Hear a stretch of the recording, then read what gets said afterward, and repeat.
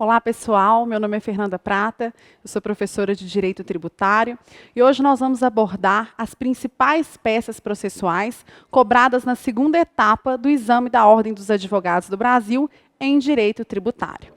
O direito tributário, aqueles guerreiros valentes que escolhem o direito tributário, vem na ideia de que o direito tributário tem menos peças processuais. E isso não é uma verdade. Eu vou desmistificar essa ideia hoje, mostrando também para aqueles que já escolheram, que eles possam ter um norte para a peça que eles vão produzir, mas também para aqueles que ainda não sabem qual matéria vão fazer na segunda etapa. Vamos começar pelo mandado de segurança. O mandado de segurança, ele tem um fundamento no artigo 5º, inciso 69 da Constituição Federal de 1988. E o mandado de segurança costuma-se dizer que é a última opção a ser utilizada, justamente porque ele só é possível nos casos em que não é empregado habeas corpus ou habeas data. Tem, portanto, como pressuposto o direito líquido e certo e a ilegalidade ou abuso de poder. O que se espera com o mandado de segurança é uma ordem que vai consistir numa obrigação de fazer ou deixar de fazer alguma coisa em virtude do provimento judicial. Se a gente for resumir o direito tributário em uma linha do tempo, é exatamente essa que está aparecendo para vocês.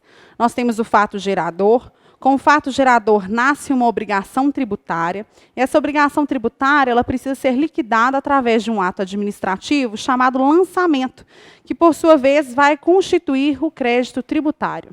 O mandado de segurança, então, ele pode vir tanto para impedir a ocorrência de uma lesão, antes que a lesão a um direito líquido e certo ocorra, mas ele também pode vir depois que a lesão já aconteceu. Então, se tratando de direito tributário, essa lesão ela é representada pelo lançamento. O mandado de segurança ele pode vir antes do lançamento ou depois do lançamento. Vamos olhar aqui? O mandado de segurança, então, antes do lançamento, a gente está diante de um mandado de segurança preventivo. Depois do lançamento, a gente tem um MS repressivo. Vamos observar que no MS repressivo, a gente tem que ficar atento ao prazo de 120 dias. Esse prazo de 120 dias, ele está esculpido no artigo 23 da Lei 12.016 de 2009. Não é possível impetrar mandado de segurança depois de ultrapassados 120 dias da ciência do ato. Então, com o lançamento, nós temos que contar esse prazo de 120 dias. Se passaram 120 dias, nós não podemos mais utilizar o mandado de segurança. Certo? Outra especificidade do mandado de segurança está relacionado com o sujeito ativo e o sujeito passivo. O sujeito passivo, comumente, é um ente federado, mas no mandado de segurança, não. O sujeito passivo vai ser representado pela autoridade coatora que cometeu o ato ou que está em vias de cometê-lo. A sujeição ativa ela é mais tranquila, realmente é ou o contribuinte ou o responsável, né, o sujeito passivo da relação jurídico-tributária. Ainda em se tratando de mandado de segurança, a gente tem que pensar na medida liminar. A medida liminar é uma tutela de urgência no mandado de segurança que vai garantir a suspensão da exigibilidade do crédito tributário nos termos do artigo 151, o 4º inciso do Código Tributário Nacional. A suspensão da exigibilidade ela vai impedir que a execução fiscal seja ajuizada contra o contribuinte. Então, é muito importante, no direito tributário, a gente caracterizar a medida liminar. Mas esse provimento ele só vai ser caracterizado a partir do momento que a gente comprovar dois requisitos. A fumaça do bom direito e o receio de dano irreparável, né, o perigo da demora. Nesse caso, então, nós temos o fumus boniuris e o periculum in mora. A gente precisa observar esses dois requisitos. O fumus boniuris ele vai ser mais ou menos a fundamentação, a lesão à Constituição, ao CTN, a alguma lei federal. Enquanto o periculum in mora vai ser a demonstração de que o contribuinte estará sujeito a insuportáveis prejuízos se caso não for concedida a medida liminar. Então, a gente precisa ficar atento à medida liminar justamente para que a gente consiga a suspensão da exigibilidade do crédito tributário. Continuando o mandado de segurança, a gente tem que pensar em um outro elemento importantíssimo, que é fundamental para a gente conseguir distinguir o cabimento do mandado de segurança para as ações do rito ordinário, que eu vou falar daqui a pouquinho. Está relacionado, então, à ausência de dilação probatória. No mandado de segurança, nós não temos produção de provas. todas as provas devem estar pré-constituídas nos autos. Então, não é possível, no mandado de segurança, ter produção de outras provas além daquelas já juntadas aos autos. Isso é muito importante, vai diferenciar principalmente o cabimento do mandado de segurança para as próximas ações. Continuando, mais um detalhe é a ausência de honorários sucumbenciais. Isso é importante, porque no mandado de segurança não tem honorários de sucumbência, mas a gente tem que tomar muito cuidado para não cair no automatismo de se falar ônus sucumbenciais. Ônus sucumbenciais abrange tanto as custas processuais, quanto os honorários de sucumbência e as demais despesas do processo. Então, nessa fase, no mandado de segurança, no pedido, nós só vamos tão somente requerer que a autoridade coatora seja condenada a ressarcir o valor relativo às custas processuais. Então, até agora eu falei do mandado de segurança, com todas as suas especificidades, as suas qualidades. E aí a gente precisa pensar em uma regrinha muito fácil, que é a regrinha dos 2 P's. O primeiro P é a prova e o segundo P é o prazo. Então, a partir do momento que a gente precisa de produzir uma prova, pronto, não cabe mais mandado de segurança. Se não demandar dilação probatória, aí sim eu posso impetrar um MS. E o prazo, somente em relação ao MS repressivo, porque como a gente viu, o MS preventivo ele vem antes do lançamento, então não tenho que considerar o prazo de 120 dias, no MS repressivo eu tenho que olhar para esse prazo de 120 dias. Se tiver 120 dias, até 120 dias eu posso ajuizar, impetrar um mandado de segurança. Ultrapassado 120 dias, não cabe mais essa ação. Então, a gente tem que ficar muito atento. Eu não tenho prova para produzir, mas ultrapassei o prazo, opa, não tem os 2 P's, está faltando o P do prazo. Então, não cabe mais mandado de segurança. O contrário também, eu tenho provas para produzir, estou num prazo de 20 dias da ciência do ato, mas eu não posso, por quê? Porque eu tenho prova, então eu não observei o P de prova. Superado o mandado de segurança, nós vamos entrar agora nas ações de rito ordinário. A primeira delas é a ação declaratória. A ação declaratória, como o próprio nome diz, ela visa declarar algo. Nós vamos buscar, então, um provimento declaratório que tem por objetivo pôr fim a uma situação de incerteza, declarar a existência ou a inexistência de uma situação que, no universo tributário, é chamada de relação jurídico-tributária. Quanto ao aspecto temporal, cabe a ação declaratória antes que o fisco já constitua a relação jurídico-tributária, antes que ocorra a formalização. Nós já vimos que a formalização do crédito tributário acontece com o lançamento. O que se espera, portanto, da ação declaratória é justamente declarar a existência ou a inexistência de algo. E se isso já foi constituído, não há o que se falar em ação declaratória. Então, em outras palavras, o que a gente pode dizer é que se o lançamento do crédito tributário já foi efetuado, não caberá mais a ação declaratória.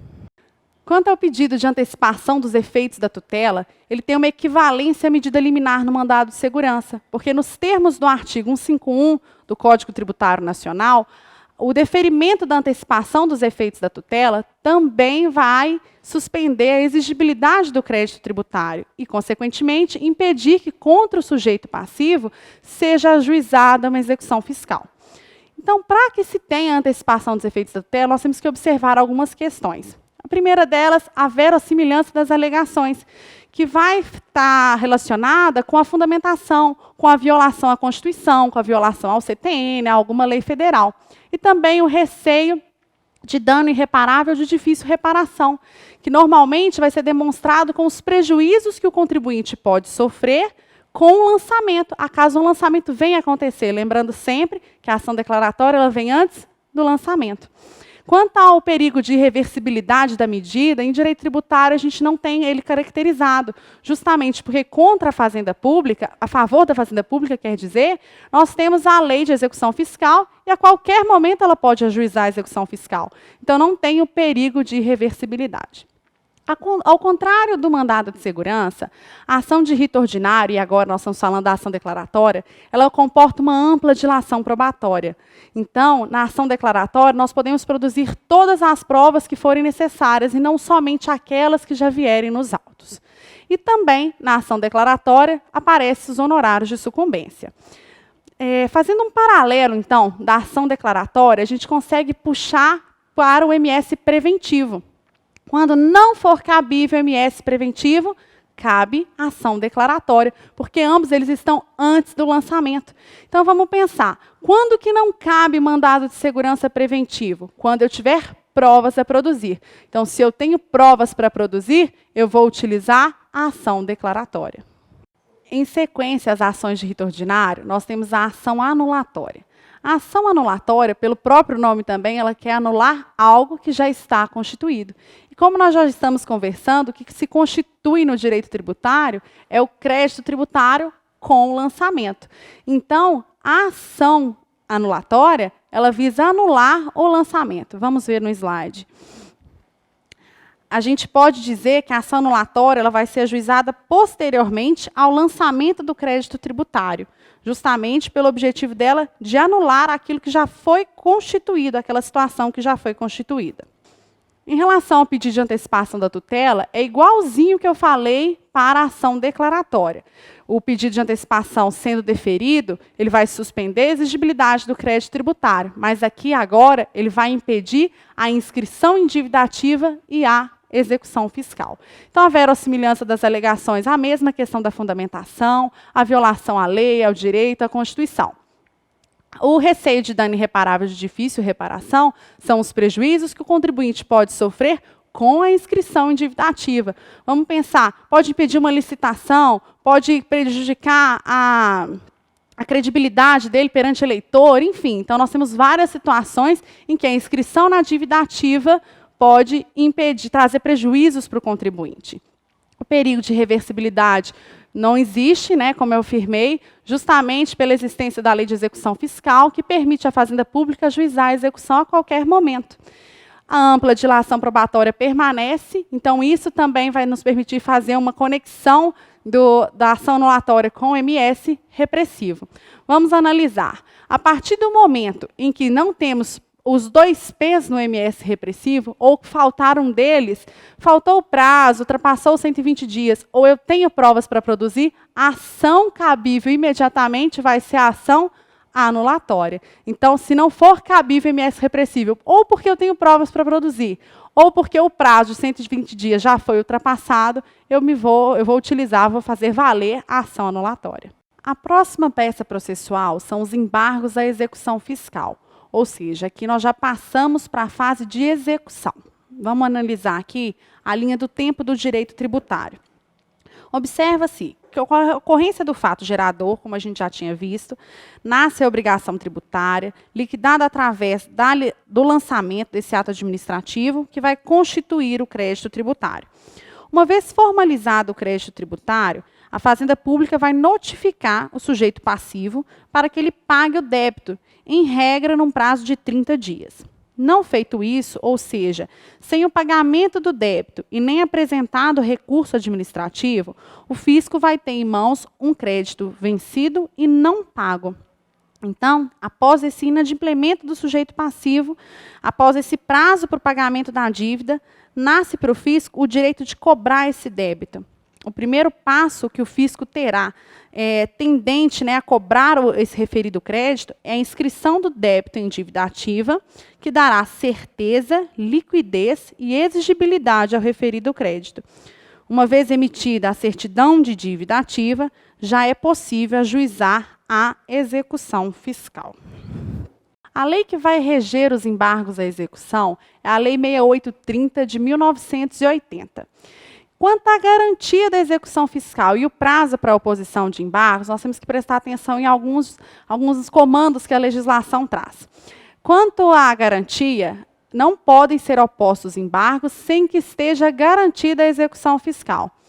Essa questão da garantia está esculpida no artigo 16. O executado poderá oferecer embargos no prazo de 30 dias contados do depósito, da juntada da prova de fiança bancária ou do seguro garantia e da intimação da penhora. Todas as questões relativas à penhora, elas estão disciplinadas nesse artigo 16 da LEF. É importante lembrar que os embargos à execução eles são distribuídos por dependência. Então, o juízo competente para julgar, processar os embargos à execução é o mesmo juiz da execução fiscal, correto? Em relação ao pedido de efeito suspensivo, a LEF, a Lei de Execução Fiscal, ela é silente. Então, nós vamos utilizar o CPC, o Código de Processo Civil, de maneira subsidiária. O pedido de efeito suspensivo, os embargos opostos pelo executado, eles não terão efeito suspensivo, mas o juiz pode conceder. Vamos olhar em qual hipótese? Os embargos do executado, em regra, então, não terão efeito suspensivo, mas o juiz poderá, a requerimento do embargante, atribuir este efeito. Cabe à parte, portanto, requerer o efeito suspensivo e bem como fazer, então, anteriormente, a garantia do juízo. A consequência da inexistência do efeito suspensivo é justamente que, durante a execução fiscal, pode acontecer a adjudicação dos bens penhorados, e isso poderá acarretar prejuízos ao executado. Então, o pedido de efeito suspensivo ele é muito importante nos embargos à execução, e o deferimento dele, a atribuição do efeito suspensivo, vai estar relacionada com a fundamentação, com a demonstração dos prejuízos que poderá ser causados, prejuízos poderão ser causados ao executado. A próxima peça processual comumente cobrada no exame da Ordem dos Advogados, no direito tributário, é a exceção de pré-executividade. O fundamento da exceção de pré-executividade está na súmula 393 do STJ. A exceção de pré-executividade é admissível na execução fiscal relativamente às matérias conhecíveis de ofício que não demandem dilação probatória. A exceção de pré-executividade é uma forma do executado se defender sem garantir o juízo, ou seja, a exceção de pré-executividade ela vem antes dos atos de penhora, ela vem antes que se proceda qualquer garantia ao juízo. E uma outra observação da exceção de pré-executividade é que ela só pode ser utilizada para alegação de matérias de ordem pública, como prescrição, decadência, bem como outros fatos que possam extinguir ou modificar o direito, e também que ela não demanda dilação probatória. Todas as provas que vão comprovar aquilo que a gente está alegando, aquilo que está na fundamentação, elas têm que estar nos autos, já tem que ter todas as provas suficientes pré-constituídas. Então, não demanda dilação probatória. Uma observação muito importante em relação à exceção de pré-executividade é que a exceção de pré-executividade ela é apresentada nos próprios autos.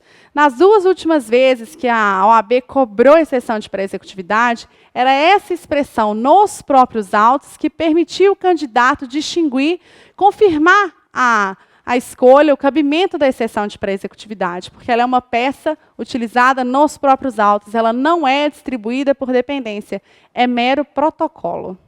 Agora, nós vamos falar da repetição de indébito. A palavra repetição significa devolução. Indébito, aquilo que não é devido.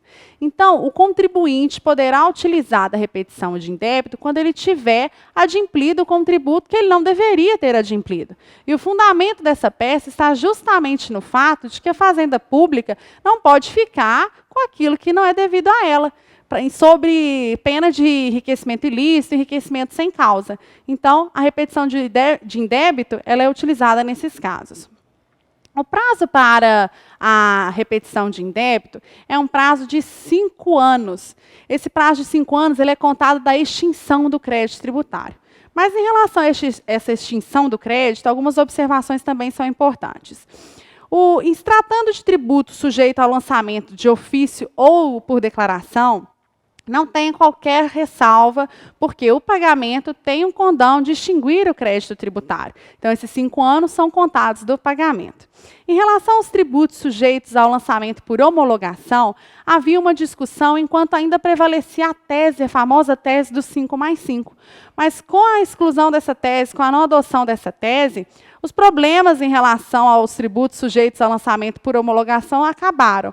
De fato, os 5 anos são contados, né, do pagamento indevido ou do pagamento antecipado. Por fim, a ação de consignação em pagamento, uma ação muito tranquila, que a gente torce para cair, voltar na prova de direito tributário, que já tem muito tempo que ela não aparece.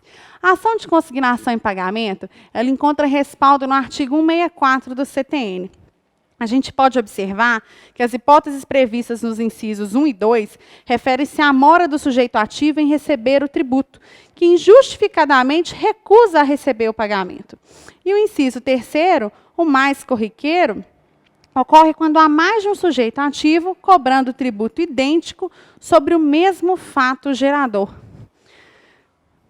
Pessoal, nessa ação, o objetivo é consignar em juízo o valor do tributo, justamente enquanto perdura a discussão de qual é a fazenda pública, de qual é o ente federado, o verdadeiro legitimado para proceder à cobrança. Então, essas foram as 7 principais peças processuais que são cobradas na segunda fase de direito tributário da Ordem dos Advogados do Brasil. É importante lembrar que nessa aula eu excluí os recursos, porque não é possível a gente considerar que só cai apelação ou que só cai agravo. Todos os recursos vão sendo cobrados e a gente precisa considerar todos eles. Então, nessa aula de hoje, eu não trouxe os recursos, será um tema de uma próxima aula. E o que eu tenho a desejar a vocês agora é bons estudos e muito obrigada.